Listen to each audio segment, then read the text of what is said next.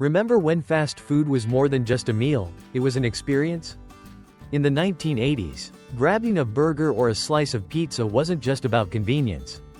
It was about flavor, fun, and limited-time items that made you feel like you were part of something special. You could sit down in a real Pizza Hut with red plastic cups. Or peel open the latest McDonald's creation wrapped in waxy paper. Today, we take a look back at 10 fast food items from the 1980s that disappeared forever, and still live on in our taste bud memories. 1. McDLT. McDonald's, 1984 to 1991.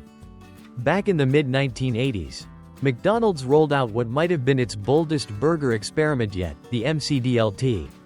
Short for McDonald's lettuce and tomato. This wasn't just another sandwich, it was a full-on engineering feat for your taste buds. Packaged in a double-sided styrofoam clamshell. It kept the hot side, the beef patty and bottom bun, and the cool side, lettuce, tomato, pickles, and sauce, completely separate until you assembled it yourself. The slogan was unforgettable: keep the hot side hot and the cool side cool. It sounded futuristic at the time, and let's be honest, it kind of was. When you got your hands on one, it felt like fast food had finally caught up with science fiction. You were in control of your burger experience. And for a while, that novelty made the McDLT a fast food celebrity. But not all great things last forever.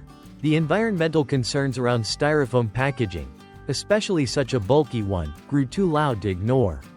By the early 90s, as public awareness shifted, McDonald's quietly pulled the plug on the McDLT.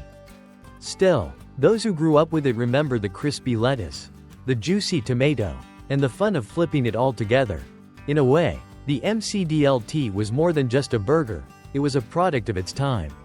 A time when fast food dared to be different.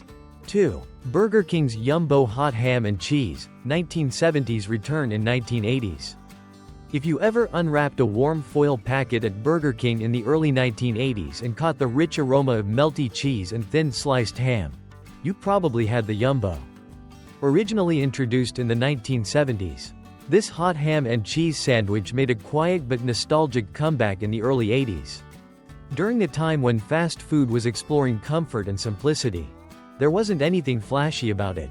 No flame-grilled patty, no spicy sauce, just soft buns, slices of warm deli-style ham, and creamy melted cheese. But that's exactly what made it special. It felt homemade in a way that stood out from the rest of the menu. For many people, especially those who were kids or teens during that time, the Jumbo was a cozy little favorite. It was fast food without the fuss. And it hit the spot on a chilly afternoon or after school. But as the 80s wore on, customer tastes began shifting. Diners were leaning more toward hearty burgers and spicier offerings. The Jumbo, being subtle and old school, quietly faded out, again. No big announcement, just gone. Today, it pops up in nostalgic food blogs and forums, often listed alongside other, lost menu treasures, from the golden age of fast food. And every now and then, someone asks, why don't they bring the Jumbo back? Maybe it's because it wasn't just a sandwich, it was a gentler, simpler time wrapped in foil. 3. Pizza Hut's Priazzo, 1985 to 1989. If you ever sat down at a red checkered table in a Pizza Hut during the mid-80s and saw a pie that looked more like a lasagna than a pizza, you might have been lucky enough to try the Priazzo. Introduced in 1985, the Priazzo was Pizza Hut's ambitious attempt at offering a deep dish, Italian pie, a kind of stuffed pizza layered with meat, sauce, and cheese, almost like a casserole disguised as a pizza. It came in a few decadent variations: the Milano with sausage and pepperoni, the Roma with vegetables, and the Florentine with spinach and ricotta. Each one took longer to prepare, but the presentation was unmatched. It came to your table piping hot, sliced thick, and oozing with cheese. But that richness came at a cost. The Priazzo took extra time to make and wasn't easy to handle in a rush. It was too fancy for fast food and too slow for the dinner crowd. By 1989, it had disappeared quietly from the menu. Still, among die-hard Pizza Hut fans, the Priazzo remains a mythic item. Entire Reddit threads and Facebook groups are dedicated to sharing memories and even attempting to recreate the recipe at home. It wasn't just a pizza, It was a moment in fast food history when chains dared to go big, bold, and indulgent. 4. McDonald's Onion Nuggets, early 1980s. Before Chicken McNuggets ruled the menu, McDonald's quietly tested a very different kind of bite-sized snack, onion nuggets. Launched in select markets during the early 1980s, these golden brown chunks of battered onion were McDonald's first attempt to branch into fried finger food. They weren't quite like onion rings, these were chunky, square, and coated in a crisp, savory batter, served in the same little red and yellow paper boxes as the McNuggets would be later.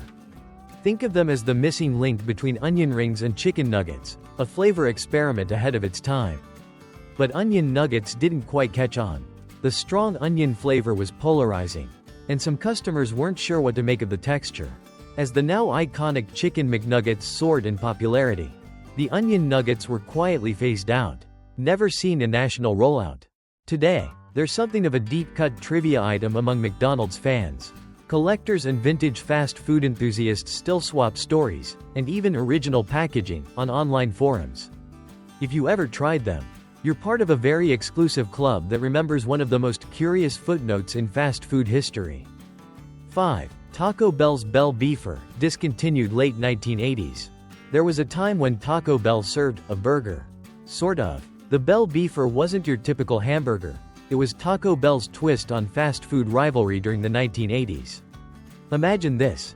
Seasoned taco meat piled on a hamburger bun, topped with shredded lettuce, diced onions, and that classic Taco Bell mild sauce. It looked like a sloppy Joe, but with all the bold Tex-Mex flavor you'd expect from the Bell.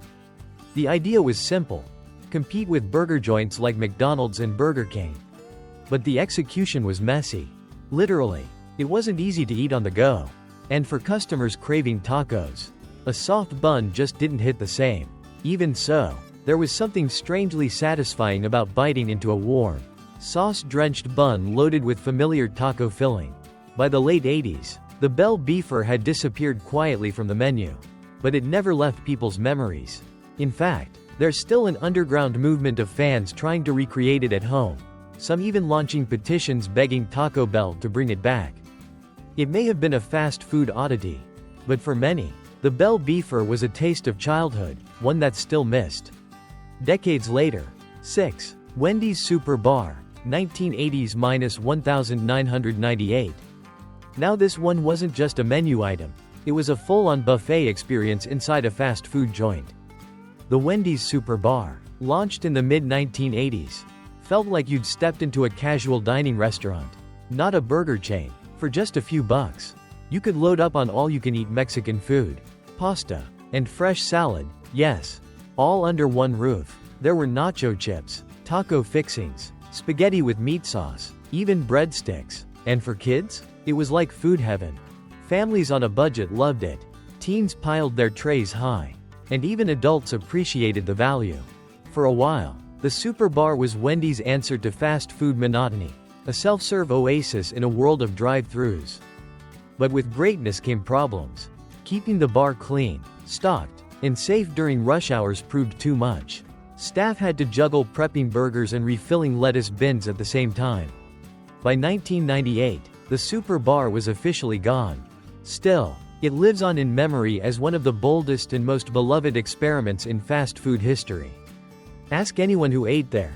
They'll tell you nothing today quite compares to the charm of the Wendy's Super Bar. 7. McDonald's Cheddar Melt, 1980s limited time. Now this was the kind of sandwich that only came around once in a while, but left a lasting impression. The McDonald's Cheddar Melt showed up during the 1980s for limited time runs and had a loyal following almost immediately. It featured a juicy beef patty, topped with grilled onions and drenched in a rich, gooey cheddar cheese sauce, all tucked into a soft rye bun. It was bold, it was savory, and it definitely wasn't your typical McDonald's fare. The Cheddar Melt stood out because it felt almost gourmet for fast food back then.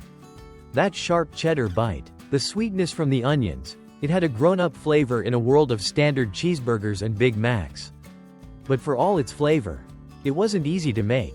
The cheese sauce and onions slowed down kitchen lines, and the rye bun didn't exactly scream mass market appeal. So, like many cult favorites, It faded quietly from the menu. Still, those who tried it remember it fondly, as a rare moment when McDonald's took a creative leap. And today, there's an entire corner of the internet filled with folks asking the same thing. When will they bring back the cheddar melt? 8. Arby's potato cakes, introduced earlier. Big in the 1980s. Before curly fries became Arby's signature side, there was something heartier, crispier, and, to many, more satisfying: the Arby's potato cakes. These triangle-shaped treasures were golden brown on the outside, soft and fluffy on the inside, the perfect balance of texture and comfort. While they first appeared earlier, it was in the 1980s that they truly hit their stride, becoming a beloved part of the Arby's meal experience. Unlike typical fries, potato cakes felt homemade, like something grandma might fry up in a cast-iron skillet. They were the ideal side for a classic roast beef sandwich or dipped into tangy Arby's sauce. For many folks, they weren't just a menu item, they were a memory. But as food trends changed and curly fries grew in popularity, the humble potato cake began to lose its place. By the 2020s, Arby's officially removed them, sparking outrage across the internet. Fans flooded comment sections and petitions, begging for their return. They may be gone, but for a generation raised on their crispy edges and soft centers, Arby's potato cakes remain the ultimate comfort side, one bite of nostalgia that fast food just doesn't make anymore. 9. Domino's breakfast pizza, test market. Mid-1980s. Yes, Domino's once dared to ask, what if pizza could be breakfast too?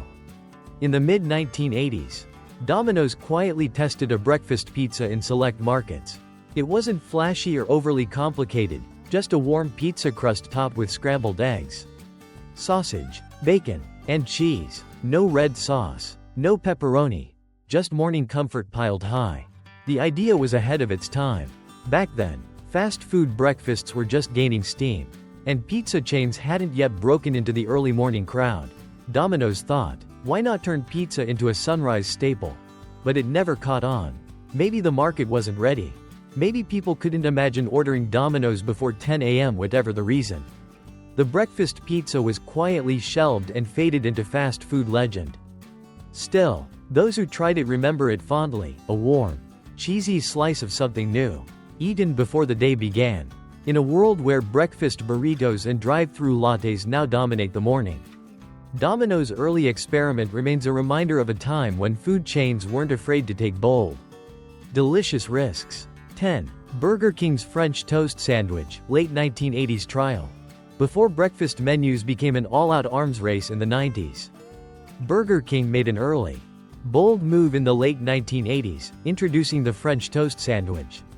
Picture this: warm, golden slices of French toast acting as the bread, holding together layers of fluffy eggs, smoky bacon or sausage, and melted American cheese. Sweet, savory, soft, and just a little messy, this was breakfast comfort on the go. Tested in select markets, the sandwich was a surprise hit among early risers. It was indulgent, satisfying, and had that weekend breakfast feel packed into a handheld form. But despite the love, it never went national. It vanished before the 1990s kicked off, likely due to cost, complexity, and changing corporate strategies. Still, many remember it as the precursor to the breakfast sandwiches we take for granted today. Long before the croissantwich or McGriddles hit the mainstream, Burger King's French toast sandwich proved that fast food breakfast could be more than just basic, it could be memorable.